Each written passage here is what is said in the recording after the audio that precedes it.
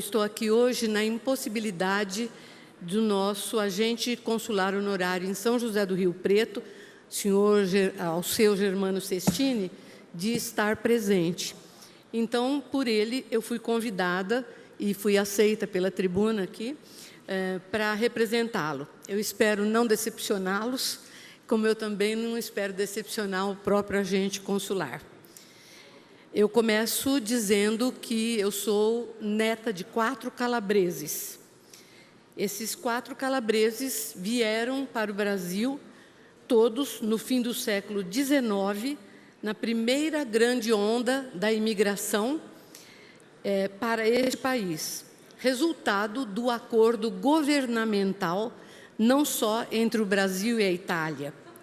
Outros valorosos imigrantes de outras nações aportaram no Brasil, trazendo tristezas, esperanças e força de trabalho. Razões históricas e políticas em todo o planeta provocaram esse movimento gigantesco que se intensificou no começo do século XX, em outras ondas. Até hoje, o governo da Itália se preocupa com a saída de seus cidadãos do território da própria Itália para tentarem a vida em outro país, haja vista o projeto Nuovi Arrivati, projeto recém-chegados, desenvolvido em todos os países que recebem italianos em novas pátrias, a cargo dos diversos comites, sigla do órgão Comitato degli Italiani all'Estero, Comitê dos Italianos no Exterior, instalado em todas as cidades onde haja uma sede do governo e através do Consulado Geral da Itália. Meus 4 avós vieram em situações particulares.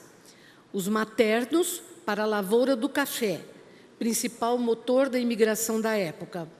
Os paternos, já com algum recurso no bolso, ocuparam-se do comércio.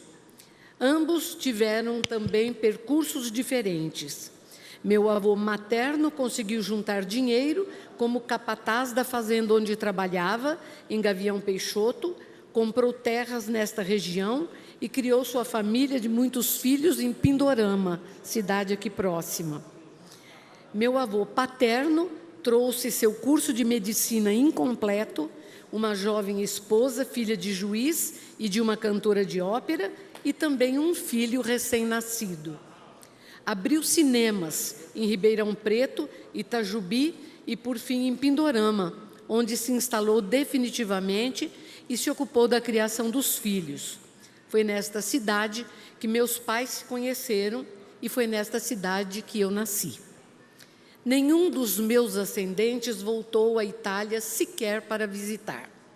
Coube a nós, descendentes de segunda geração, esta tarefa agradável. Eles fincaram raízes no Brasil, sem, porém, deixarem que morressem as raízes italianas trazidas e repassadas, todas regadas a muito suor. Tenho certeza de que os senhores conhecem histórias semelhantes na própria família ou em famílias de amigos, se não de italianos, também de outras nacionalidades.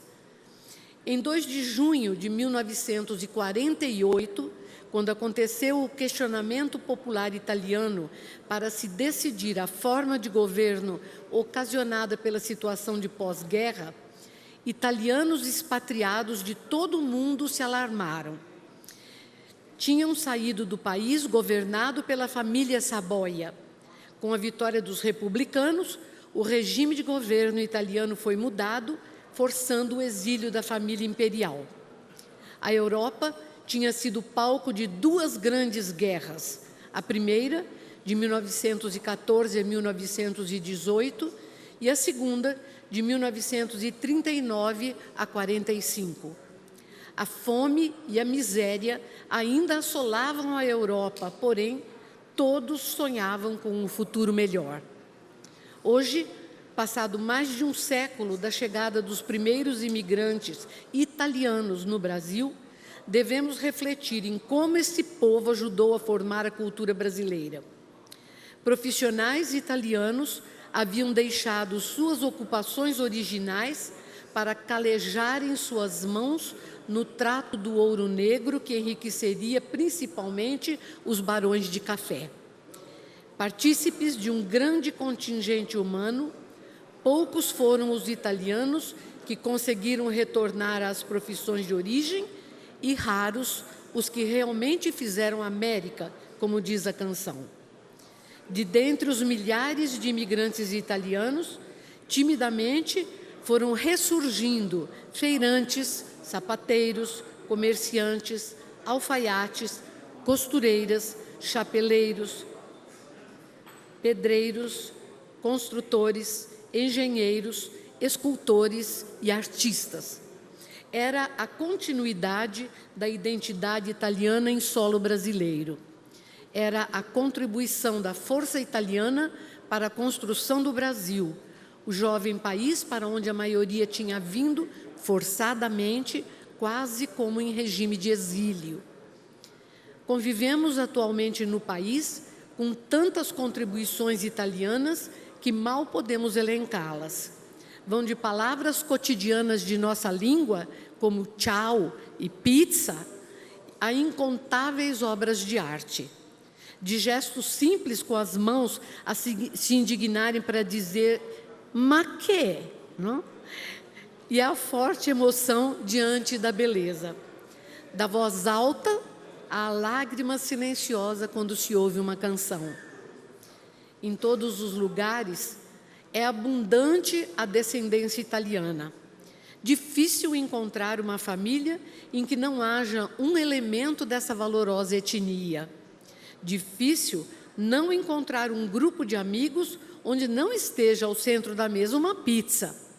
Difícil não se encontrar nas prateleiras dos grandes supermercados ou de pequenos armazéns o famoso pacote de espaguete.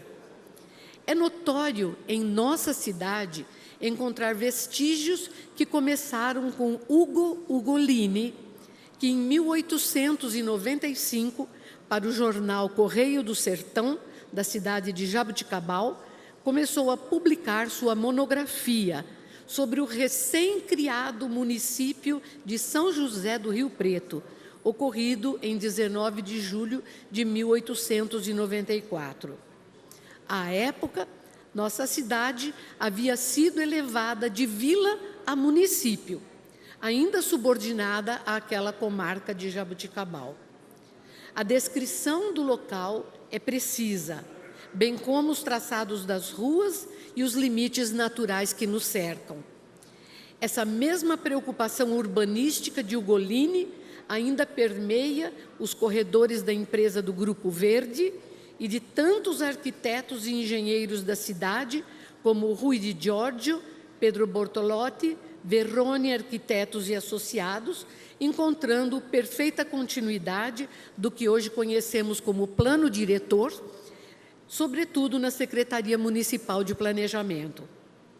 Importantíssimo citar o nome de Romeu Patriani e Romeu Patriani Filho, que herdou do pai valores cívicos, o nome, o bom gosto e a profissão, acumulando agora a tarefa de construir a Piazza d'Italia, em área destinada pela Prefeitura Municipal atual, na confluência das avenidas Benito Rodrigues Lisboa e Anísio Haddad, ao lado do condomínio Village Santa Helena.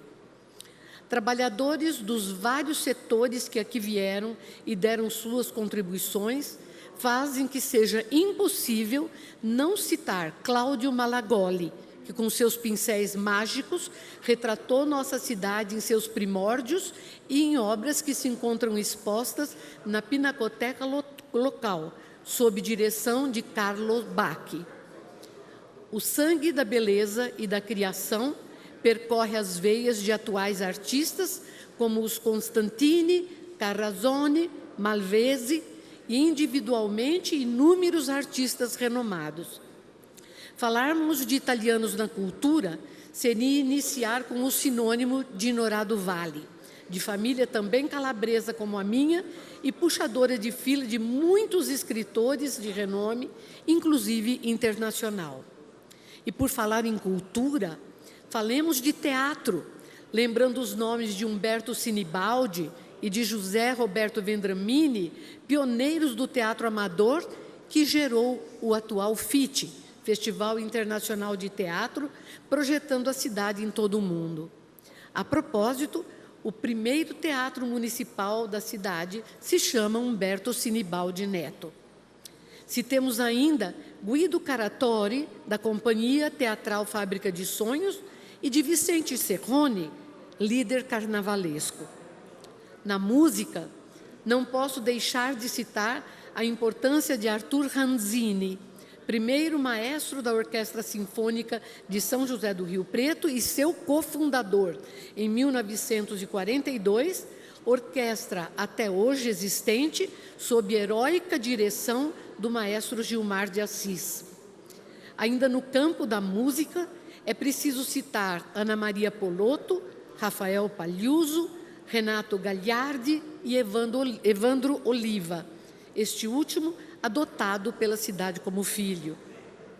A força de trabalho dos imigrantes italianos também pode ser encontrada nas atividades de muitas famílias, como os Bellodi, Sestini, Schiavetto, Ulian, Cosenza, Buzzini, cujo patriarca, Dr. Norberto, é responsável direto pelo maior jornal em circulação na cidade e região. Podemos ainda citar inúmeras famílias tradicionais, como Bassi, Polacchini, Antoniazzi, Accorsi, Agrelli, Signorini e Facchini.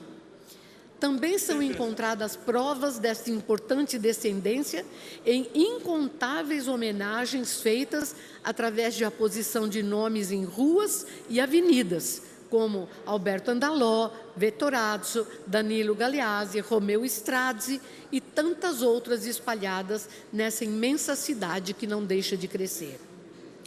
São italianos muitos estabelecimentos comerciais, alguns dos quais se tornaram referência em seus setores.